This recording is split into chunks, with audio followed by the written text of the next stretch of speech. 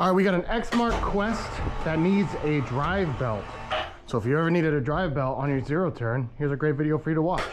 So obviously not everybody's gonna have a lift at home to do this job. So it is doable on the ground, but it's just a little easier to do with the lift, obviously.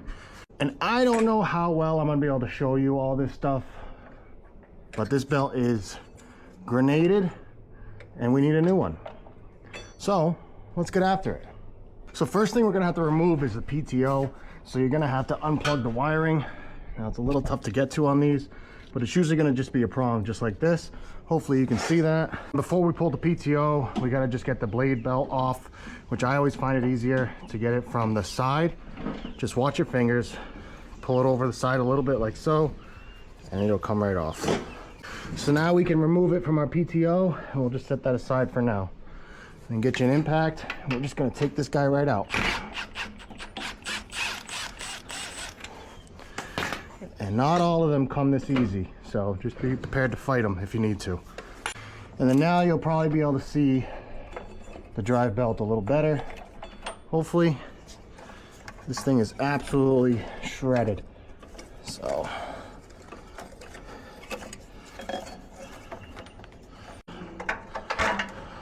And there you go.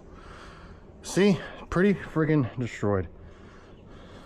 So I don't know where we left off on this thing because I didn't do a proper diagnosis on it and there was more broken than I thought because I'm an idiot.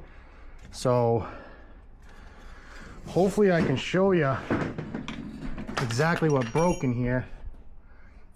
So there's a pulley that's supposed to be here and then there's a spring that's supposed to be here to here.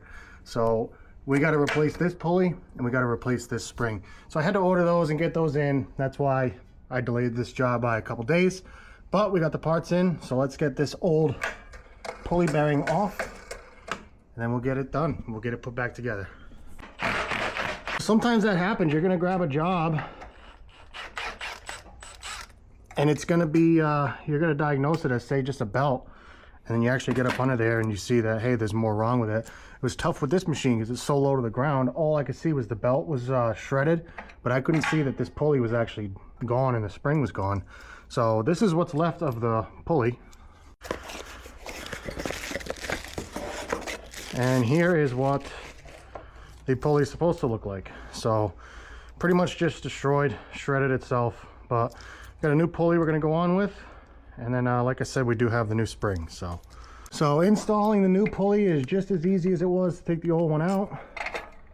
Just put your bolt through and put it back where it was. Now I know the camera angle might not be the best on this, and I'm sorry. It's hard enough for me to see what I'm doing under here. Never mind trying to show you guys.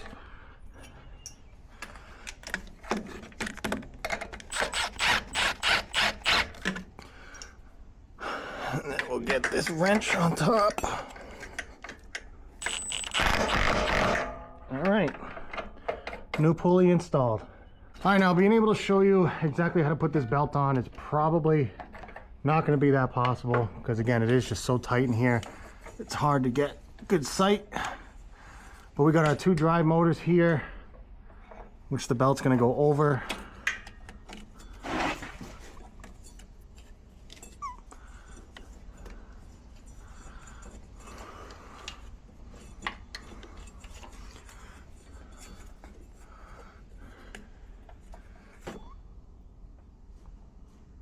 Let's see, it's hard enough for me to see everything. Never mind showing you guys.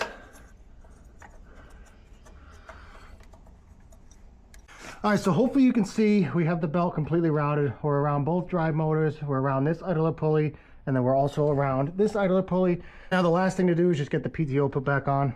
So whenever I reinstall PTOs, I like to just add a little bit of blue Loctite onto the bolt. That way we're secure, because I have seen PTOs fall out and it's not fun. We're just going to take this top pulley from the PTO. You have a key on the PTO, the pulley side, then you have a keyway on the actual drive shaft. So you're just going to want to line those up. And then once you get your belt close to it, you can just feed your belt over this pulley here. So that way it's on.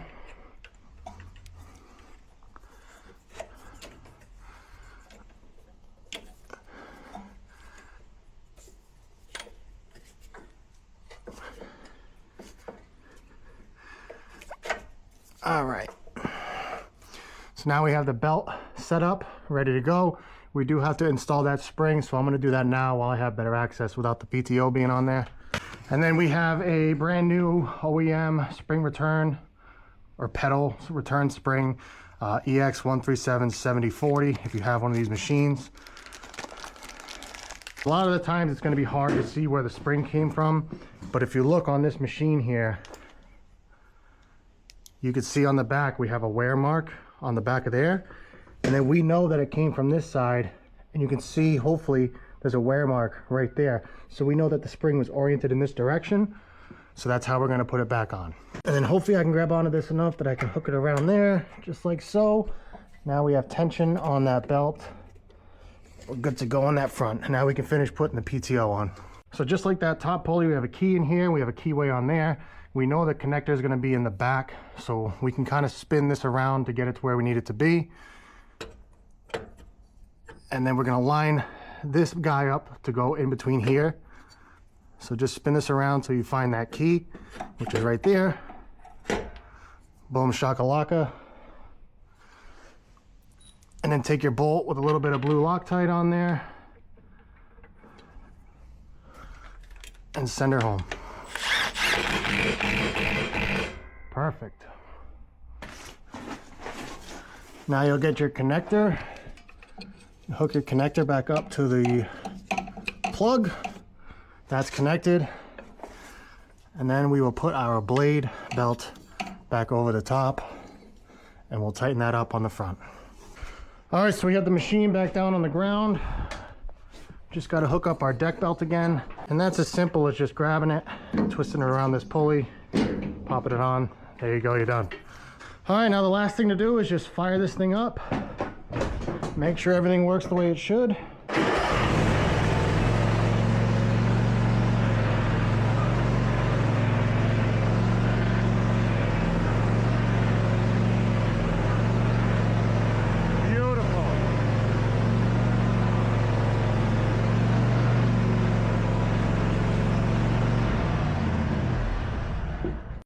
So there you go. I know it was probably really hard to see, but these are pretty tough to show. They're hard enough to see as it is when you're working on them, never mind trying to show a camera it. But not a hard job to do, just limited space. But just a reminder to you guys and to myself, when you're doing like a diag or something, or just looking at a machine, don't just look under there and say, oh yeah, the belt's blown, let me just order a belt. Actually look underneath and say, hey, that pulley's destroyed. I don't know if you guys can see it, but it's really hard, especially under that transmission, to actually get my face underneath there to have seen that that pulley was gone. So it's just a thing just to be aware of, you know, maybe bring this up in the air. Luckily we had parts close by that it didn't take too long, but just another thing to look at to kind of streamline your business around. Just make sure you're double checking everything. And had I seen that pulley was blown, I would have, you know, ordered one of those a day earlier. So, but thanks for watching. Appreciate ya. I don't know if I'm going to post this because it depends on how the footage came out. But we're going to get this back to the customers so they can go and cut their grass. So, thanks, guys.